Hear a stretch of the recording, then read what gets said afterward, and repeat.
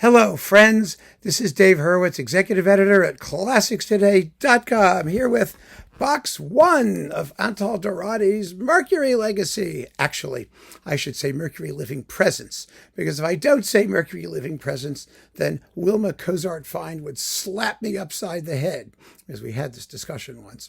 Anyway, the bottom line is there are going to be two boxes of this stuff. They've done 2 boxes of the London Symphony recordings. They've already released 2 boxes of his Minneapolis recordings.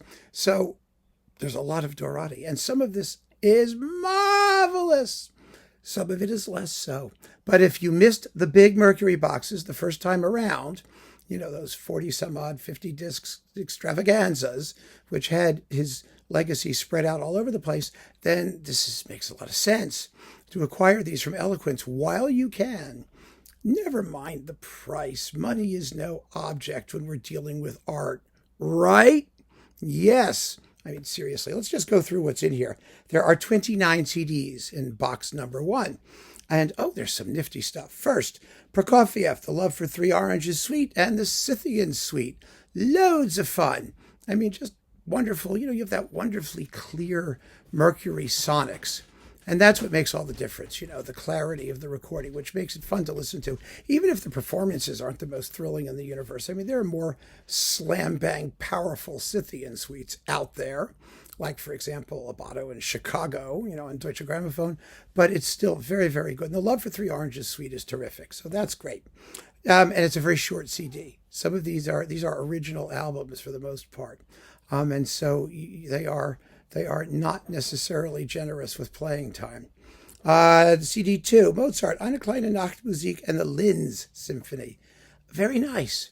You know, Dorati did all the Haydn symphonies. He was good in the classical period. He really was. And again, that sharp Mercury recording, you know, the sonics really help because they give the textures a transparency that keeps you listening. You really get the feel that there's something happening. People there doing their things, and it's just delightful. CD 3, Rimsky-Korsakov, the Coq d'Or Suite, and the Bardin Polovtsian, or Polovetzian dances, however you want to pronounce it, it doesn't matter. Very short playing time. I've never been much of a fan of this Coq d'Or Suite, actually. I think it could have been more colorfully done. I think there are better versions out there. Sorry, that's me.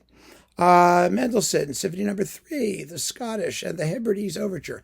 Very, very good performances. I mean, the London Symphony was really good with this music, you may recall, because they did it with Peter Maag as well. I don't know who came first or whose version was more, you know, I mean, they knew this music cold. I mean, they played it very well. This was a time when Mendelssohn was just a thing, and everybody did it beautifully. Respighi, the Birds, and the Brazilian Impressions. These were fabulous recordings, and they were the only show in town for quite some time, you know, for music that nobody knew. I mean, people knew the Pines of Rome and the Fountains of Rome, and that was it for Respighi. And so doing this unusual Respighi was really a wonderful thing. In the previous, you know, Minnesota boxes, we had the Ancient Airs and Dances, which was absolutely iconic release that, you know, turned a lot of people on to lesser known Respighi. And then Brahms, the Haydn Variations and Hungarian Dances. Well, Dorati was a very good Brahms conductor. His Brahms cycle is excellent, and these are beautiful performances. And the Hungarian Dances, of course, you know, they just have a whale of a time with. Haydn Symphonies 100 and 101, the Military and the Clock. Well, we all know what was going to happen with Dorati and Haydn a little bit later on. And this was like a first run. And I enjoy these performances. I really do. His minuets were always kind of slow in classical repertoire. That's the way he did it. But there's a lot that's really musically happy going on here, like the clock movement of the clock. And it's good stuff. Definitely good stuff. Verdi, Overtures and Preludes. Well, that's fun. You know, there's just a bunch of them. Would you want to know which ones they are? Let me see if I can get to disc 8. Disc 8. Wait a minute. There we are. Oh, I should get my CD extraction device. No, anyway, here we go. Let's see. Forza del Destino Overture, Nabucco. Oh, that's fun. I Vespri Siciliani Overture, and La Traviata Preludes to Acts 1 and 3. There you go. So that's that. Let's see, what's this one? And they're very well done. They're dramatic and they're no holds barred, beautiful performances. Hamilton, Hardy, Handel, water music and fireworks music suites. Okay. Yes. What am I going to say? I mean, it's the Hamilton Hardy arrangements. They're very well played. Everyone has a good time. We know what it sounds like. Everyone could do it in their sleep. They don't sound like they're doing it in their sleep. So that's the important thing. Khachaturian, Gayana suites, and Tchaikovsky's Romeo and Juliet. Wonderful stuff. And remember, Dorati was a ballet conductor by training. So, I mean, he does that so well. Smetana, Mussorgsky, Liszt, and Sibelius. That's all it says here. For the record, it's the Moldau, the Night on Bald Mountain, Les Preludes, and the Valse Triste. These are good performances. They aren't the most exciting things out there. I mean, Dorati would go on to record complete Mavlasts, and very, very nicely, too, actually. I like this Moldau. A Night on Bald Mountain could be scarier. With all the clarity of the recording, and you really do hear those violins swirling around and whatnot, there's just not as much impact as there needs to be. And by the way, the back of the disc says that it's the original version, and it's not. It's the standard Rimsky version, in case you were wondering. Stravinsky, The Firebird. Iconic, one of the greatest recordings ever. Reference recording. Amazing, terrific, fabulous. We don't need to say any more.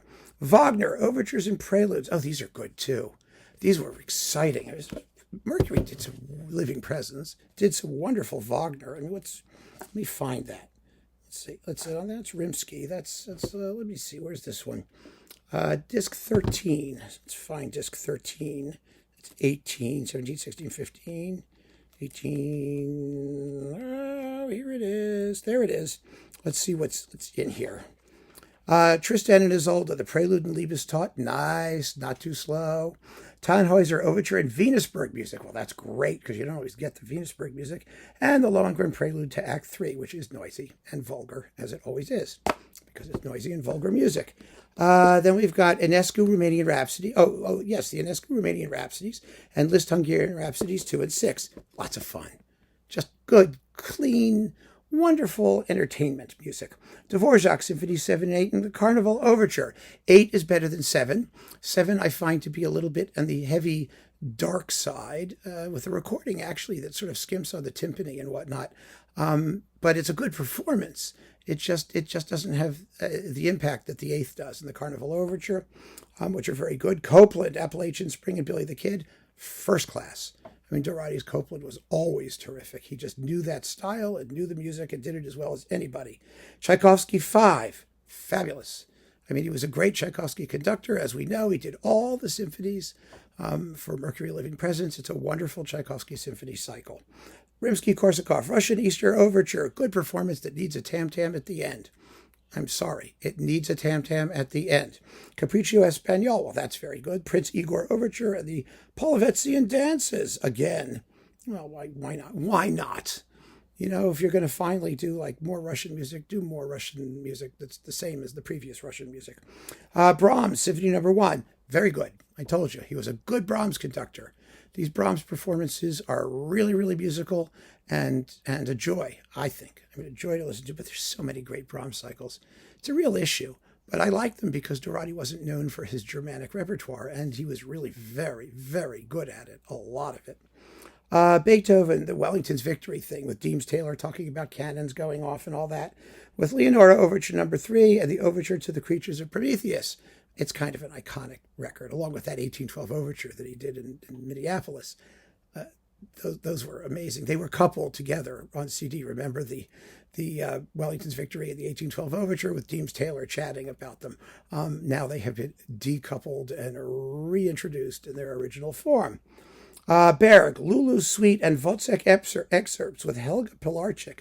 Well, this was nifty and unusual for its time and quite well done. Dorati's Second Viennese School stuff was not extensive. He didn't do tons of it, but it's really good. Tchaikovsky 4. Well, it's like the Tchaikovsky 5. First class. Very, very fine. Mozart, G Minor Symphony and Haydn Farewell Symphony. This is a terrific disc.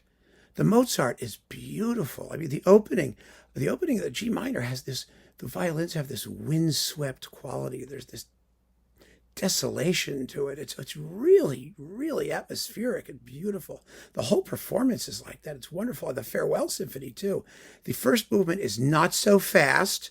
You really hear the syncopations. You know, the orchestra's going dun bum bum bum chung chung chung chung chung chung. He takes it at a tempo where you really get the rhythm. And the violins dig. They're good performances, really good. Rachmaninoff, third piano concerto with Byron Janis, a classic. Wonderful. I mean, Janis did it a couple times, but it's wonderful. He did it with Charles Munch too, didn't he? Wasn't that the one he did there? But boy, just wonderful. Wagner, more overtures and preludes. This is the one that has the Flying Dutchman. I love that Flying Dutchman. Let me just see if it's in here. CD 25, which must be this one. We're almost at the end.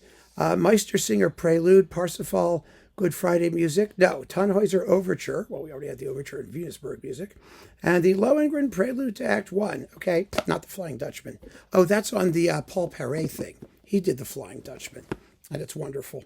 Let's see. Oh, Dvorak Cello Concerto and Bruch Kol Nidra with Janos Starker. Very, very fine. Tchaikovsky, The Nutcracker. Iconic. One of the reference recordings of that sucker. The Brahms Violin Concerto with Henrik Schering.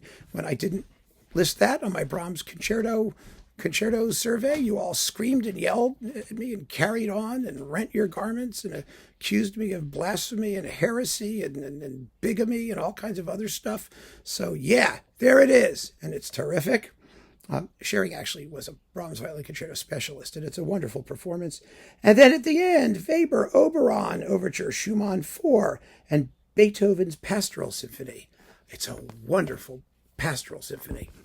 Oh my goodness! Actually, that's not original jacket because I think the pastoral was separate. But those are good performances. The Beethoven performances on Mercury Living Presence, particularly.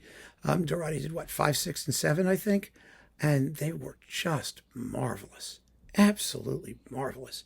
Just transparent and clear and exciting, and with wonderful bass lines. Ah, gosh, yes. So that's the box.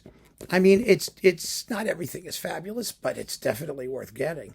I mean, certainly the he's batting 80%, 90% here. I mean, more or less. That's pretty damn fine. So keep on listening, friends. Thanks for joining me. Take care.